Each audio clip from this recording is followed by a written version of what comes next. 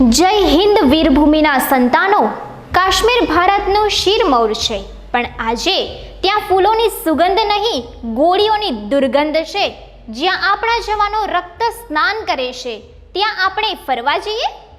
જ્યાં દેશદ્રોહીઓ પથ્થરોથી હુમલો કરે છે, ત્યાં આપણે આપણા પૈસા છોડીને આવીએ છીએ?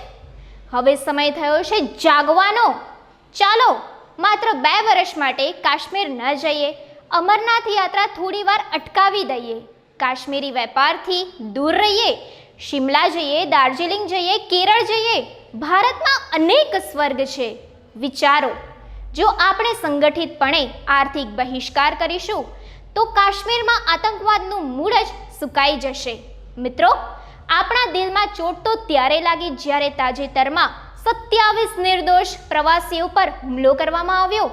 શું હવે પણ આપણે મૌન રહીશું? જ્યારે દેશની વાત આવે ત્યારે ભાવનાઓ નહીં, નિર્ણય જરૂરી છે. ચાલો સાથે મળીને નક્કી કરીએ, દેશ પહેલા, મજા પછી. દેશ સે બડા કુછ ભી નહીં.